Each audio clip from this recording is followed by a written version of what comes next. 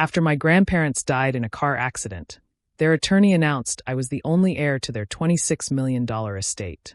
My family demanded I turn it over. I refused. That night, they threw me out. I moved into my grandparents' house. The next day, they arrived to evict me, but froze when they saw who was standing beside me. Their faces went ashen with shock. Can you imagine being so deep in grief, so absolutely shattered, that the world feels like it's ending? And then, in that darkest moment, your own family turns on you, demanding you hand over everything your beloved grandparents left you? When I refused, they kicked me out. But they didn't know the secrets my grandparents had buried, or the army of loyal friends waiting to defend their legacy. Hi, I'm Natalie. I'm 27, and until just 6 weeks ago, I was simply a kindergarten teacher, living paycheck to paycheck in a tiny apartment. My grandparents, Elizabeth and Harold, raised me. More than my own parents ever did. They were incredibly wealthy, but so humble, always teaching me that character matters infinitely more than cash. Their lives were a testament to that. Growing up, my parents, Richard and Diane, were physically there, but emotionally absent. My father, Richard, was a workaholic, constantly climbing the corporate ladder. My mother, Diane, spent her time networking with the right social circles. Family dinners were rare, and when they happened, my parents were usually distracted by work calls or social planning. They provided the basics, yes, but warmth and guidance? Those were in short supply. From the age of 5, I spent every single weekend and entire summers with my grandparents. Their modest, 4-bedroom house became my true home. Despite their significant wealth, they lived simply. Grandpa Harold had a vegetable garden where he taught me to grow tomatoes and zucchini. Grandma Elizabeth showed me how to bake cookies from scratch and sew buttons. They attended every school play and soccer game my parents missed. My grandparents built their fortune from nothing. They started a small logistics company in their garage in the 1970s with just one truck and a dream. By the time I was born, Alexander Logistics had become a regional powerhouse with a fleet of 200 trucks and 5 warehouses across 3 states. Yet, you'd never know their net worth by looking at them. Grandpa drove the same pickup truck for 20 years. Grandma clipped coupons and bought clothes on sale. They always told me, "Money is just a tool, Natalie, not a measurement of your worth. Use it to build something meaningful, not to impress people who don't matter." This philosophy was precisely what created the rift with my father. As their only son, he grew up expecting to inherit everything and live lavishly. He resented their frugality, calling them stingy and old-fashioned. What they saw as character building, he saw as deprivation. They paid for his college, but expected him to work summer jobs. When he graduated, they helped him with a down payment on a modest starter home, not the luxury condo he wanted. The final break came when my father demanded a senior position at their company despite having no relevant experience. My grandparents refused, saying he needed to earn it like everyone else. He stormed out, taking a corporate job instead. Their relationship was never the same. For me, they took a different approach. They paid for my education in full, allowing me to graduate debt-free, but encouraged me to choose a career based on passion rather than profit. When I decided to become a kindergarten teacher, they were genuinely thrilled, even though my starting salary was barely above minimum wage. Throughout my adult life, I maintained a close relationship with my grandparents. We had standing Sunday dinners every week. I helped them navigate new technology, setting up their smartphones and showing them how to video chat. They taught me their family recipes and told stories about their youth. During holidays, I always stayed with them rather than at my parents' house, which caused endless friction with my mother, who saw it as a personal rejection. I lived in a 1-bedroom apartment about 20 minutes from their home. It was small but cozy, filled with secondhand furniture and plants. My salary was modest, but it covered my needs. I found joy in simple pleasures.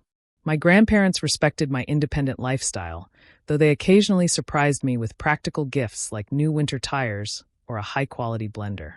6 weeks ago, everything changed. I was grading papers on a Tuesday evening when I got the call from the police. My grandparents had been driving home from their favorite restaurant when a drunk driver ran a red light, hitting their car at full speed. They died instantly. The officer said they didn't suffer, but that brought little comfort. The funeral was a blur. I remember my parents taking charge of arrangements, arguing with the funeral director about costs. My brother, Jason, flew in from California, spending most of his time on his phone. Aunt Pam cried dramatically for photos, but stopped the moment cameras were put away. Uncle Steve just stood awkwardly. None of them had visited my grandparents in years, yet suddenly they were acting like the grieving family. I just felt numb. The two people who truly understood and supported me were gone. Their home, once warm and inviting, now stood empty. I couldn't bring myself to go inside after the funeral. Instead, I returned to my apartment, took bereavement leave from school, and tried to process my new reality. 2 weeks after the funeral, I received a call from Matthew Goldstein, my grandparents' attorney. He requested that I, along with my immediate family, come to his office for the reading of the will. Little did I know how that meeting would upend everything I thought I knew about my family. The morning of the will reading dawned gray and drizzly, matching my mood perfectly. I arrived at Goldstein Legal 15 minutes early, dressed in a simple black dress, and carrying the umbrella my grandmother had insisted I keep in my car. Matthew Goldstein greeted me with a gentle handshake. He was in his 60s, with silver hair and kind eyes behind wire-rimmed glasses. My grandparents had mentioned him often as both their attorney and friend for over 30 years. "I am so sorry for your loss, Natalie," he said quietly. "Elizabeth and Harold were extraordinary people. I will miss our chess games and her lemon bars." His genuine emotion made my eyes well up. "Thank you," I managed. "They spoke highly of you, too." Before we could continue, the glass door swung open, and my family arrived all at once. My father, Richard, entered first, checking his expensive watch impatiently. At 56, he looked like an older, harder version of my grandfather, but without the warmth. My mother, Diane, followed, her designer handbag probably costing more than my monthly rent. My 25-year-old brother, Jason, swaggered in, wearing sunglasses indoors. His idea of business attire being a wrinkled button-up shirt partially tucked into jeans. Behind them came Aunt Pam, my father's younger sister, already talking loudly on her phone. Uncle Steve trailed behind, nodding politely to me, but quickly averting his eyes. "Well, let's get this over with," my father announced, without bothering with greetings. "Some of us have actual businesses to run." Matthew smiled thinly. "Of course, Richard. Please follow me to the conference room." The tension was palpable as we settled around a large oak table. My father sat at one end, as if claiming authority, while I chose a seat near Matthew's position. The others arranged themselves according to their usual alliances. My mother next to my father, Jason next to her, Aunt Pam and Uncle Steve across from them. "Before we begin," Matthew said, "I want to clarify that Elizabeth and Harold were of completely sound mind when they updated their will last year. They were thorough in their considerations and explicit in their wishes." My father snorted. "Just read it, Matt. We know how it goes. Dad built the business. I am his son. Standard inheritance procedure." Matthew ignored the interruption and opened a leather portfolio. He adjusted his glasses and began to read. "I, Harold Alexander, and I, Elizabeth Alexander, being of sound mind and body, do hereby declare this our last will and testament." The formal legal language continued for several minutes. My family shifted impatiently. Finally, he reached the section everyone was waiting for. "We hereby bequeath our entire estate, including but not limited to all cash assets totaling approximately $8 million, our investment portfolio valued at approximately $12 million, all real estate holdings, including our primary residence, valued at $5 million, and our 25% ownership stake in Alexander Logistics, valued at approximately $1 million, to our beloved granddaughter, Natalie Grace Foster." The room went completely silent. I stopped breathing for a moment, certain I had misheard. Matthew continued, "We specifically and intentionally make no provisions for our son Richard Alexander, our daughter-in-law Diane Alexander, our grandson Jason Alexander, our daughter Pamela Davis, or our son-in-law Stephen Davis, as we have provided for them during our lifetime, and have made our reasons clear to our attorney." "Let me see that," my father shouted, standing up so abruptly his chair tipped backward. He snatched the document from Matthew's hands, scanning it frantically. "This is ridiculous." My mother joined in. $26 million to a kindergarten teacher? She wouldn't know the first thing about managing that kind of money. Jason slammed his hand on the table. "What about me? I am family, too. I need startup capital for my business ventures." Aunt Pam turned to me, her face flushed with anger. "What did you do? How did you manipulate them into this?" I sat in shocked silence, unable to process what was happening. Matthew calmly retrieved the will from my father's grip. "If you will all please take your seats. There is more. Harold and Elizabeth recorded a video message to be played at this time. He pressed a button on a remote, and the large screen on the wall illuminated. My grandparents appeared, sitting side by side on their living room sofa. My heart clenched at seeing them alive again, looking exactly as they had the last time I visited. Grandpa Harold spoke first. "If you are watching this, it means we have passed on. We want to explain our decisions directly to prevent any misunderstandings." Grandma Elizabeth continued. "Richard, Pam, we love you as our children, but we have been deeply disappointed by the values you have embraced and passed to your own children, with the exception of Natalie." For decades, my grandparents explained, they had watched my father and aunt prioritize material wealth over relationships, treating them as a resource to be tapped rather than as parents to be cherished. They detailed years of missed family events, requested loans never repaid, and dismissive attitudes toward their modest lifestyle choices. "The business we built," Grandpa said, "was never about amassing wealth for its own sake. It was about creating security for our family and opportunities for our employees. We built it through hard work, integrity, and treating people fairly. Natalie is the only one who has demonstrated these values consistently," Grandma added. "She visits us not because she wants something, but because she genuinely cares. She has chosen a career helping children despite the low pay because it fulfills her purpose. We trust Natalie to be a good steward of what we have built," Grandpa continued. "She will honor our legacy and use these resources wisely, not squander them on status symbols or get-rich-quick schemes." The video continued for several more minutes, with my grandparents expressing their hopes for how the inheritance might be used to support education and community development, areas they had always cared about. As the screen went dark, my father exploded. "This is absolute garbage. They were clearly senile. We will contest this will. No judge will uphold this insanity." Matthew remained perfectly calm. "They anticipated that response, Richard. They underwent extensive cognitive testing before finalizing this will, with multiple independent doctors certifying their competence. Additionally, they documented years of behaviors that informed their decision. I must advise you that contesting this will be extremely difficult, expensive, and unlikely to succeed." My mother turned to me, her voice suddenly sweet. "Honey, sweet Natalie, darling. You understand this is not right. Your grandparents were confused. This money belongs to the family, not just you. You will share it with us, won't you?" I felt cornered, all eyes on me. "I have to think about this," I stammered. "I had no idea they would do this." "Think about it?" Jason scoffed. "There is nothing to think about. That money should be divided equally or managed by someone with actual business experience." My father interjected, meaning himself. As the arguing intensified, Matthew gently touched my arm. "You do not have to decide anything today, Natalie. Take time to process. My office will handle all immediate matters related to the estate." He handed me a thick envelope. "This contains all the relevant documents, keys to their house, and contact information for their financial advisors. Call me anytime with questions." The meeting dissolved into chaos after that, with threats of lawsuits and accusations flying. Matthew eventually asked everyone to leave, stating he had another appointment. As we filed out, my father grabbed my arm roughly. "This discussion is not over," he hissed. "Come to our house tonight at 6. We will sort this out as a family." His tone made it clear this was not a request. I nodded numbly, too overwhelmed to argue. I spent the afternoon in a daze, driving aimlessly, before stopping at a quiet park to gather my thoughts. The envelope from Matthew sat unopened on my passenger seat. Part of me wanted to peek inside. Another part was terrified of the responsibility it represented.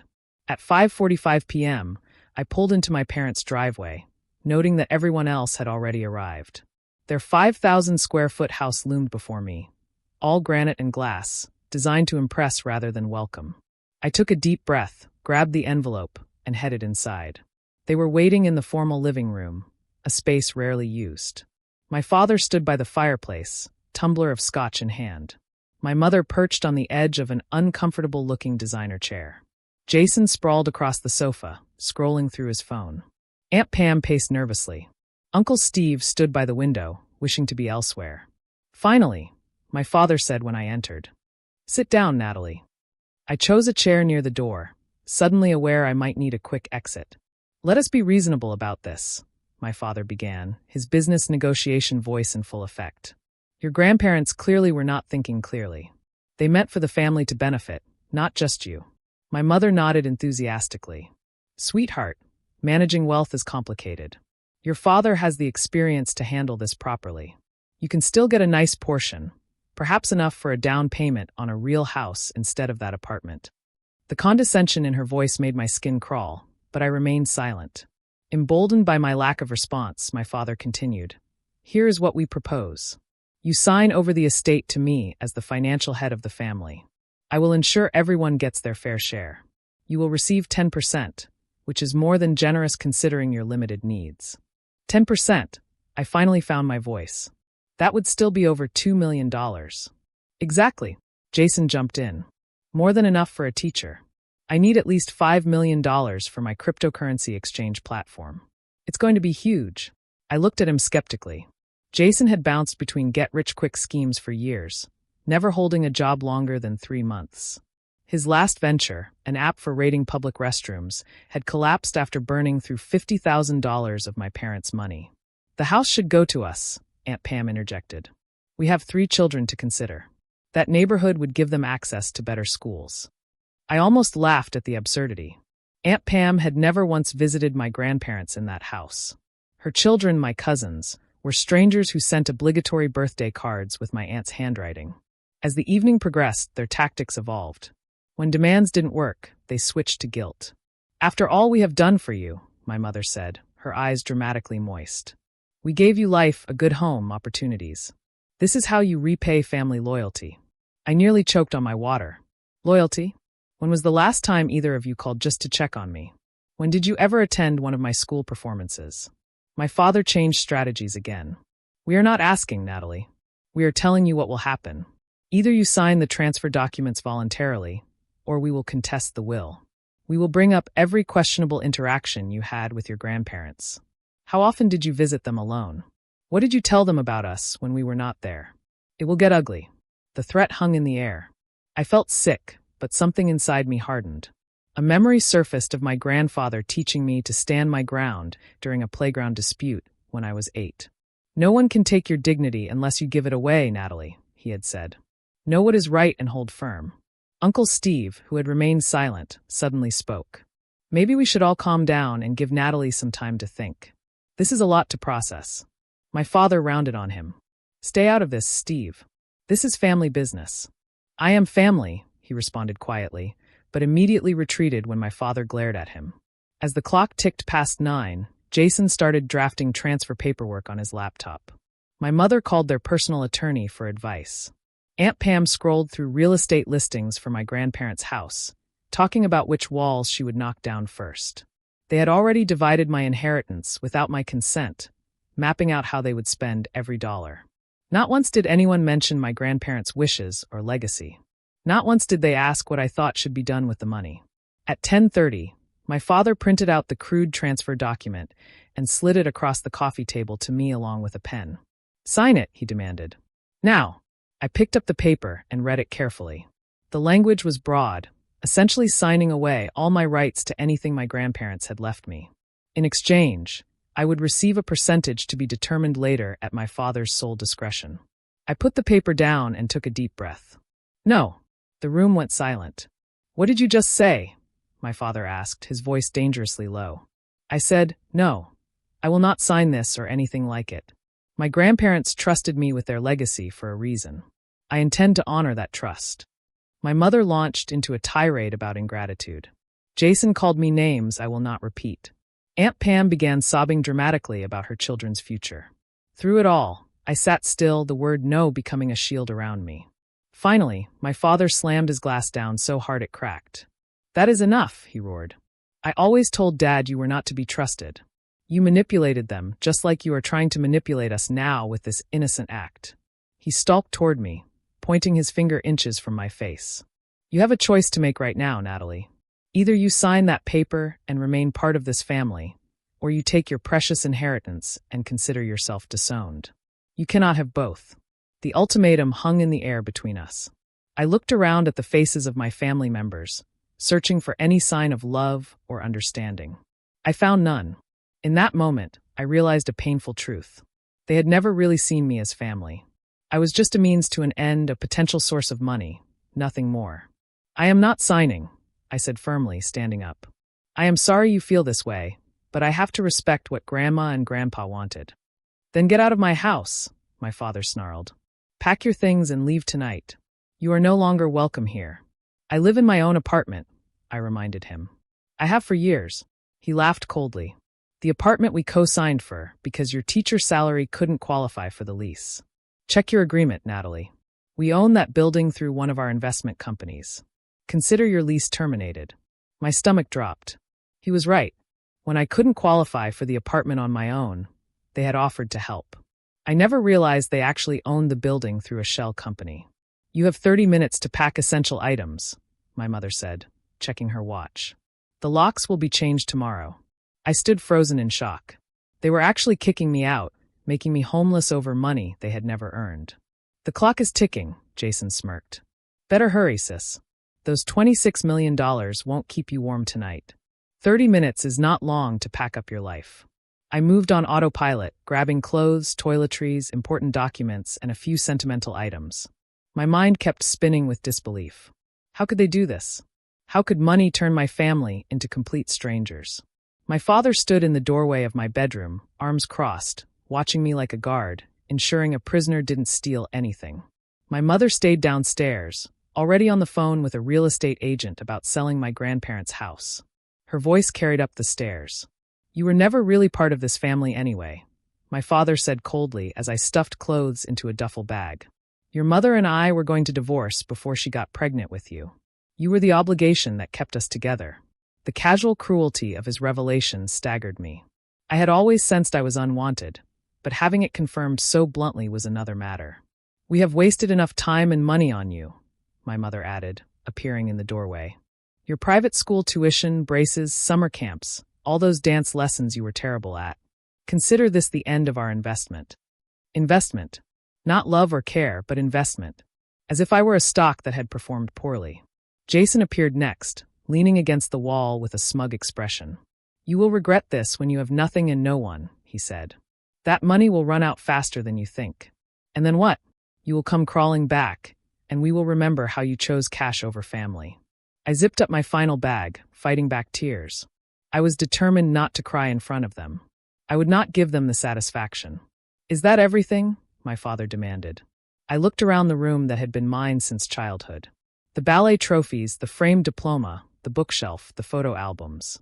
So much left behind. I can come back for the rest later, I said. My father laughed. There will not be a later. Whatever you leave tonight goes to charity or the trash. Your call. The finality of it hit me. They were erasing me from their lives completely. All because I would not give them money they had done nothing to earn.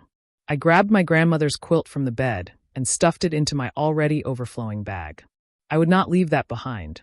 With 3 bags slung over my shoulders and another in my hand, I made my way downstairs. No one offered to help. At the front door, I turned around one last time. My family stood in a line, faces set in various expressions of anger, disappointment, and smug satisfaction. You might have money now, my mother said, but family is forever. You will realize what you have thrown away. I am not the one throwing away family, I replied quietly. You are. With that, I walked out the door and into the cool night air. The door slammed behind me with disturbing finality. Standing beside my car in the driveway, I suddenly felt the weight of everything crashing down. I was effectively homeless. My apartment was no longer mine. My family had disowned me. In the span of a few hours, I had gained millions, but lost the only support system I had ever known, flawed as it was. I sat in my car and finally allowed the tears to come. They streamed down my face, great heaving sobs that made my whole body shake. I cried for my grandparents, whose absence felt more acute than ever. I cried for the family I had always hoped for, but never truly had. Mostly, I cried for myself, suddenly adrift in a world that had completely changed. After what felt like hours, but was probably only minutes, I wiped my eyes and started the car. I had nowhere to go. Hotels required credit cards with available limits I did not have. Friends were an option, but explaining the situation seemed impossible at nearly midnight. Then, I remembered the envelope Matthew had given me. Pulling it out, I found a set of keys with a familiar rabbit-shaped keychain my grandmother had cherished, the keys to my grandparents' house. The house that was now unbelievably mine. The drive to their neighborhood took 20 minutes. With each mile, I felt simultaneously pulled toward the comfort of their home and terrified of entering it without them. I had avoided the house since the funeral, unable to face the emptiness. The porch light was on when I arrived, probably on a timer my grandfather had set. I sat in the driveway for several minutes, gathering courage.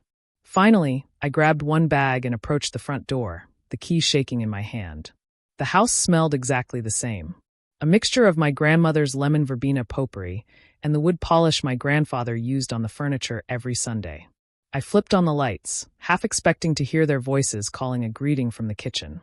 The silence was deafening. I made my way to the guest room I had always used, dropping my bag on the bed. Everything was exactly as I had left it after my last weekend visit a month before the accident. The novel I had been reading still sat on the nightstand, a bookmark indicating my progress. Fresh towels were folded on the dresser, placed there by my grandmother in anticipation of my next stay. The thoughtfulness of it, the expectation of continuity they could not have known would be broken, undid me again. I sank onto the bed and cried until exhaustion overtook me, falling asleep fully clothed on top of the covers. Morning came with disorienting brightness. For a moment, I expected to smell coffee brewing and hear my grandfather's off-key whistling. Reality crashed back as I recognized the silence. They were gone, and somehow I had inherited both their fortune and their enemies, all in the form of my own family. My phone had blown up overnight with texts and missed calls, most from my father and mother, alternating between threats and sudden attempts at reconciliation. "We can work this out if you will be reasonable," read one message from my mother. My father was less subtle. "You have 24 hours to reconsider before we file suit." Jason sent a single text. "Enjoying the big empty house? Not for long." That last one sent a chill down my spine. It sounded like a threat, not just bluster. I forwarded it to Matthew, who responded immediately. "Stay where you are. I will be there in 30 minutes. Do not open the door for anyone else." His urgency alarmed me, but also provided strange comfort. At least someone was on my side. Matthew arrived exactly 30 minutes later, carrying a briefcase and a cardboard drink carrier with 2 coffees. I ushered him into the kitchen, where we sat at the breakfast nook my grandparents had used. "First things first," he said, sliding a coffee toward me. "Your family has already contacted 3 different attorneys about contesting the will. I anticipated this and have prepared countermeasures." I wrapped my hands around the warm cup. "They kicked me out last night. My father apparently owns my apartment building through some investment company." Matthew nodded grimly. Typical Richard tactics. Using leverage to force compliance. What he did not tell you is that your grandparents provided for this exact scenario. He began pulling documents from his briefcase. He showed me a deed to a small cottage about 20 minutes outside town. "Your grandmother bought this property 5 years ago as an investment, but kept it in a separate trust for you. Richard does not know about it. You have somewhere to go if you need it." Relief washed over me. At least I wouldn't be homeless. But the idea of hiding out while my family circled like vultures did not sit well. "There is something else you should know," Matthew continued. "You are not alone in this. Your grandparents had many loyal friends and associates who understood the situation with your family." As if on cue, a knock sounded at the back door. Matthew smiled. "That would be Carlos." Carlos. The name was vaguely familiar. "Carlos Ramirez," Matthew explained. "He has been your grandparents' estate manager and handyman for 15 years. He lives in the guest house at the back of the property." I answered the door to find a man in his early 50s with salt and pepper hair and kind eyes. He held his hat in his hands respectfully. "Miss Natalie," he said warmly, "I am very sorry about your grandparents. They were wonderful people. I saw your car this morning and wanted to check if you needed anything." The simple kindness nearly brought me to tears again. "Thank you, Carlos. I am a bit overwhelmed, to be honest." Carlos nodded. "Mr. Harold and Mrs. Elizabeth worried about that. They asked me to look after you if anything happened to them. The house, the grounds, everything is maintained. I have been keeping watch." Matthew invited Carlos to join us at the table. Over the next hour, Carlos shared stories about my grandparents that I had never heard, painting a picture of 2 people who were respected and beloved by those who worked for them, not just their entitled family members. "Your father and brother," Carlos said carefully. "They came here after the funeral when no one was around. They took things, watches, jewelry, some electronics. I have it all on the security cameras." My stomach clenched. My father had installed an extensive security system for my grandparents years ago, supposedly for their protection. I had forgotten about the cameras. Carlos shook his head sadly. They did not know Mr. Harold had me update the system last year. He did not trust the old one your father put in. Said it had too many blind spots. Matthew made a note. That footage could be useful if they pursue legal action. There is more, Carlos continued. Mrs. Elizabeth kept detailed journals. She documented everything, especially family visits and interactions. They are in her study. I followed Carlos to my grandmother's small study. A built-in bookcase held dozens of leather-bound journals, each meticulously dated. Carlos pulled one from the shelf and handed it to me.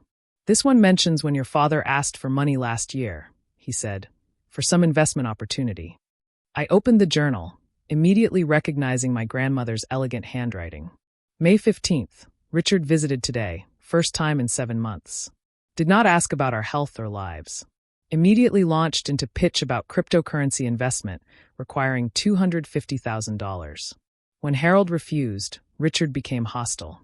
Accused us of preferring Natalie. Said we were naive to trust her when she only visits to secure her inheritance. Could not be more wrong. Natalie has never asked for money. Has no idea of our net worth. Brings food every Sunday and stays to eat with us. Richard left without finishing his coffee. Harold very upset afterward. I read entry after entry, each one documenting years of similar interactions. My father demanding money, my brother pitching absurd business ideas, my mother making thinly veiled comments about their modest lifestyle being embarrassing. In contrast, my visits were described with genuine warmth. My grandmother noted small gifts I had brought, conversations we had shared, help I had offered around the house. She saw me in a way my parents never had. As I read, the doorbell rang. Carlos went to answer it, returning with an older woman in a practical dress and cardigan. Dorothy Reynolds, he introduced her. Your grandparents' housekeeper for 20 years. Dorothy hugged me tightly. You look just like Elizabeth when she was young, she said. She was so proud of you. Over the next several hours, more people arrived. Rosa Martinez, my grandparents' business partner, who knew every detail of Alexander Logistics and offered to guide me. George Patel, their investment advisor, who brought comprehensive portfolios. Sarah Johnson, their neighbor for 30 years, who brought a homemade casserole and stories about neighborhood gatherings. Each person who arrived brought not only information, but genuine affection. They had all loved my grandparents and, by extension, cared about me. While going through my grandmother's desk, Dorothy found a hidden compartment containing letters from my father spanning decades. Each one requested money, some with thinly veiled threats about cutting off access to me if they refused. She also kept this, Dorothy said, handing me a USB drive, security footage from after the funeral. Your mother was going through Elizabeth's jewelry before the reception even ended. She took several valuable pieces, claiming Elizabeth would have wanted her to have them. My grandparents, it seemed, had been documenting my family's behavior for years. Perhaps knowing this day would come, they had created not just a financial safety net for me, but a network of support and evidence that would protect their wishes. Around 4 o'clock in the afternoon, as Matthew was guiding me through the complex financial documents, my phone pinged with a text from Jason. Hope you are enjoying Grandma and Grandpa's house while you can. Dad, Mom, Aunt Pam, Uncle Steve, and I are coming over tomorrow morning at 10 o'clock to collect what rightfully belongs to us. Better not try to stop us, or things will get ugly. I showed the message to Matthew, whose expression darkened. Threats and potential breaking and entering, he muttered. I think it is time to activate the final part of your grandparents' plan. He made several phone calls, speaking cryptically. When he finished, he turned to me with a determined expression. Your grandparents anticipated this exact scenario, Natalie. They knew Richard and the others would not accept their decision. They prepared for it. Tomorrow morning, we will be ready for them. But tonight, I suggest you review these materials so you understand exactly what you are fighting for. He gestured to the pile of journals, financial documents, and legal papers spread across the dining room table. Your grandparents built more than just wealth. They built relationships based on trust and respect. That is their true legacy to you. As everyone except Carlos left for the evening, promising to return the next morning, I felt a strange calm settling over me. I was not alone in this fight. My grandparents had ensured that.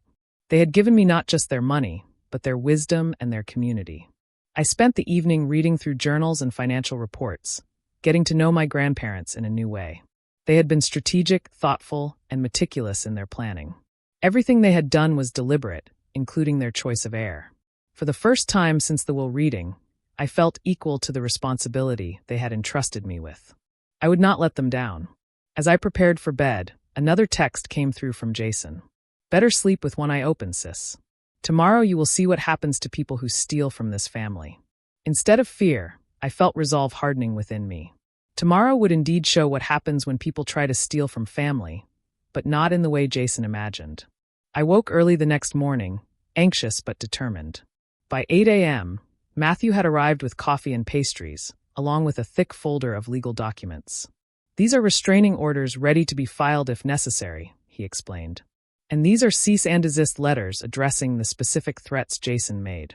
Dorothy arrived next, immediately taking over the kitchen to prepare breakfast. The familiar smells of bacon and coffee filled the house, providing strange comfort before the coming storm. By 9:30, the house had filled with supporters. Carlos positioned himself by the front door, a silent guardian. Rosa Martinez, my grandparents' business partner, set up her laptop at the dining table, ready to present financial evidence if needed. Dorothy bustled around, ensuring everyone had coffee and food. Her presence alone, a connection to my grandparents' hospitality. At 9:45, cars began pulling into the long driveway. First, my father's black luxury sedan, then my mother's white SUV, followed by Aunt Pam and Uncle Steve's midlife crisis convertible, and finally Jason's impractical sports car. He could only afford it because my parents paid his rent. "They are early," Matthew observed, trying to catch us off guard. As the doorbell rang aggressively, followed by pounding, Matthew nodded to Carlos, who opened the door. My father stood on the threshold, momentarily surprised to see someone other than me answering. Behind him, the rest of my family clustered together, expressions ranging from angry to smug. "Where is Natalie?" my father demanded. "This is family business." Carlos remained immovable. "Miss Natalie is expecting you. Please come in." My family filed into the foyer, stopping short when they saw the gathering in the living room. I stood in the center, Matthew slightly behind me to my right. "What is this?" my mother asked, her voice brittle. "You brought outsiders into a private family matter." Before I could answer, the front door opened again, and 3 more people entered. First came Judge Robert Henderson, a tall, dignified man in his 70s who had been my grandparents' friend for decades. He was followed by Police Chief Maria Williams, whose daughter's education had been supported by my grandparents' charitable foundation. Last came Thomas Jang, my grandparents' financial advisor for over 20 years. My father's face paled at the sight of Judge Henderson. The judge had ruled against him in a business dispute years earlier, a case my father had tried unsuccessfully to influence through social connections. "Robert," he said, attempting a jovial tone that fell flat. "What brings you here?" The judge's expression remained stern. "I am here at the request of Harold and Elizabeth Alexander, through their attorney, Matthew Goldstein. They asked me, in the event of their deaths, to serve as an impartial witness to any family disputes regarding their estate." My mother turned to Chief Williams. "This is ridiculous. We are here to collect family heirlooms that rightfully belong to us. Why is law enforcement present?" The chief smiled thinly. "I am here as a friend of the Alexander family, not in an official capacity. Unless, of course, someone commits a crime, in which case my official duties would naturally take precedence." The implied threat was not lost on any of us. As if on cue, the back door opened and 6 more people entered, forming a semicircle behind me. They were longtime employees from my grandparents' business. People who had known my father since childhood and had witnessed his transformation from entitled son to absent family member. "You have got to be kidding me," Jason muttered. "Is this supposed to intimidate us?" I stepped forward, finding strength in the support surrounding me. "I know why you are here. You believe you are entitled to my grandparents' estate despite their explicit wishes. You think you can bully or threaten me into giving you what you want." My father's face hardened. "Those old fools were manipulated. We are simply here to correct that injustice." From behind me, Thomas Jang spoke up. "Actually, Richard, I have documentation of every attempt you made to access your parents' assets over the last 20 years. He opened a folder. "This includes the unauthorized transfer attempt from their retirement account in 2016, the forged check incident in 2018, and your attempt to have Elizabeth declared incompetent last year after she refused to fund Jason's failed cryptocurrency venture. My father's face reddened. But that is taken out of context. Rosa Martinez stepped forward, next to her tablet in hand. I also have records of the company loan you never repaid, Richard. $200,000 borrowed in 2012 for your vacation home in Aspen. Your parents never pursued repayment, though they certainly could have. One by one, my grandparents' friends and associates presented evidence of my family's attempts to extract money over the years, contrasted with their minimal involvement in my grandparents' actual lives. Aunt Pam, who had been quietly fuming, suddenly turned to me. "You ungrateful little snake. You turned our parents against us, poisoned them with lies." Judge Henderson cleared his throat. "Actually, Mrs. Davis, I reviewed the video journals Elizabeth kept. There was no external influence. Your parents were quite clear about their reasoning." "This is all very theatrical," my mother said dismissively. "But it changes nothing.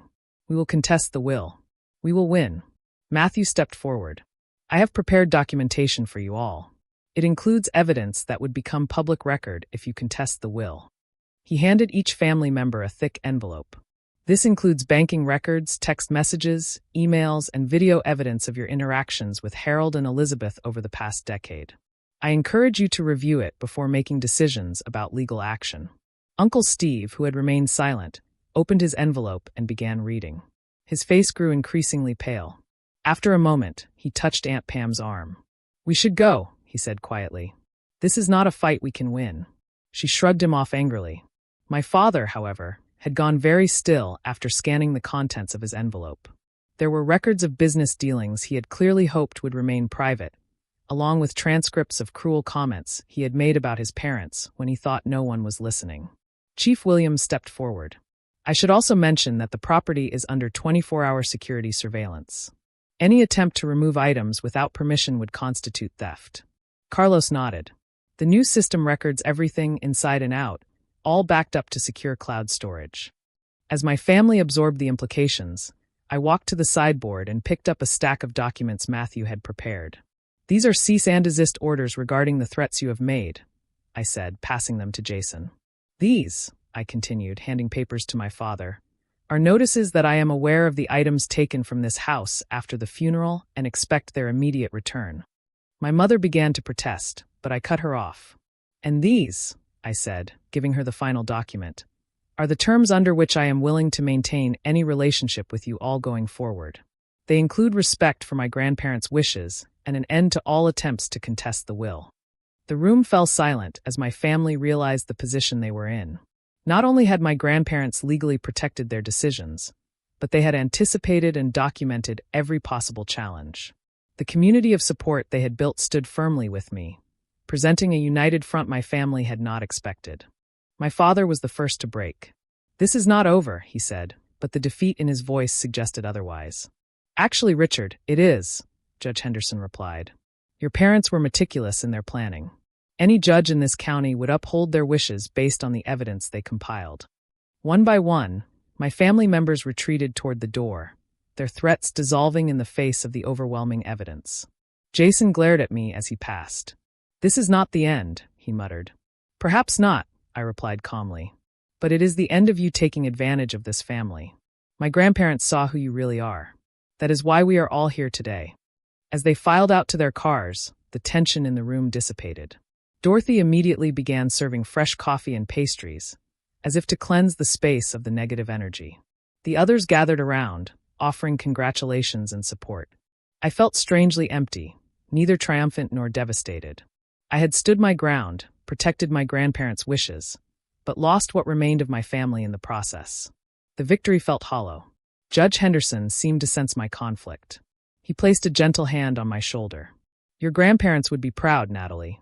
Not just of what you did today, but how you did it, with dignity and principle." Rosa nodded in agreement.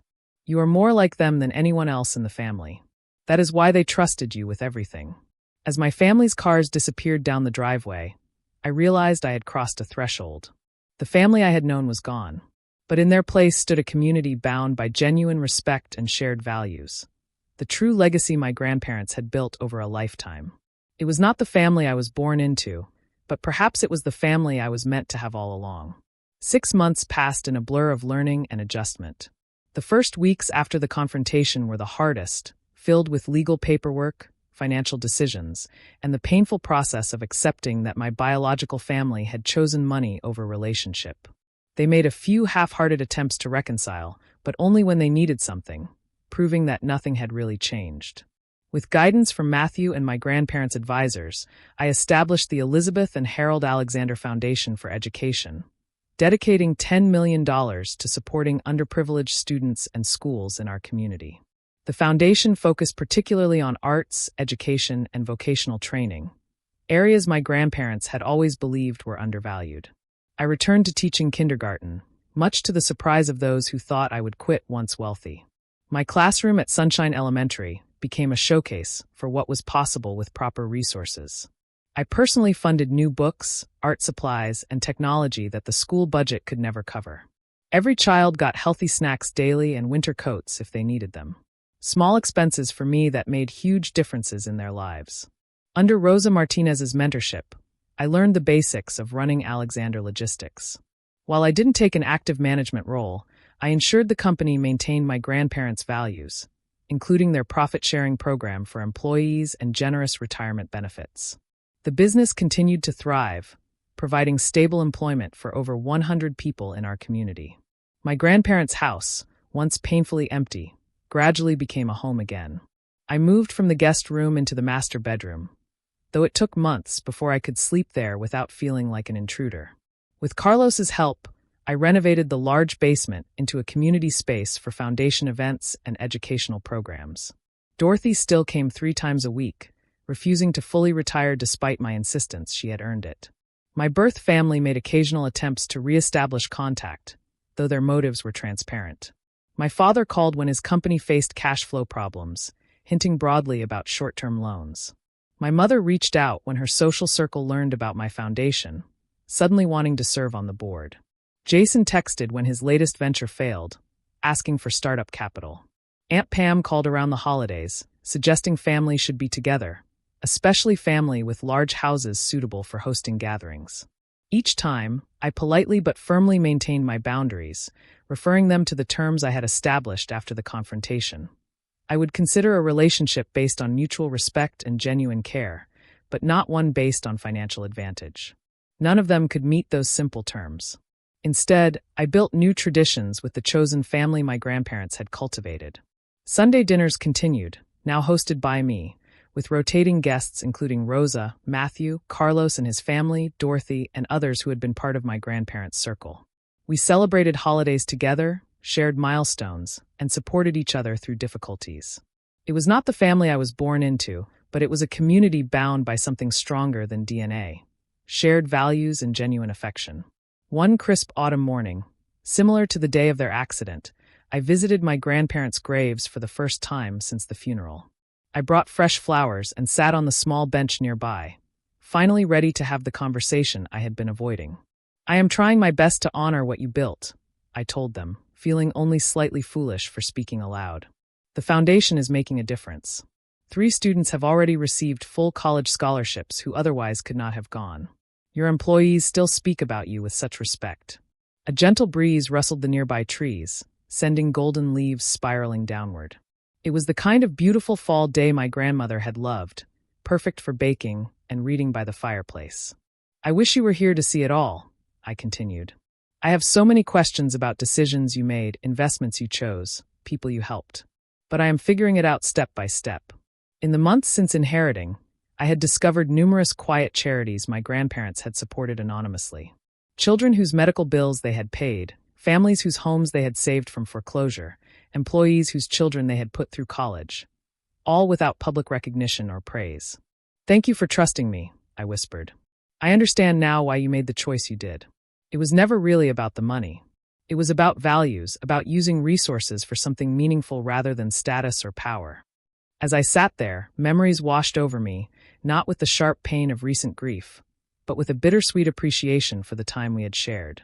I remembered my grandfather teaching me to fish, my grandmother showing me how to make her famous apple pie, both of them attending every school play and graduation when my parents were too busy.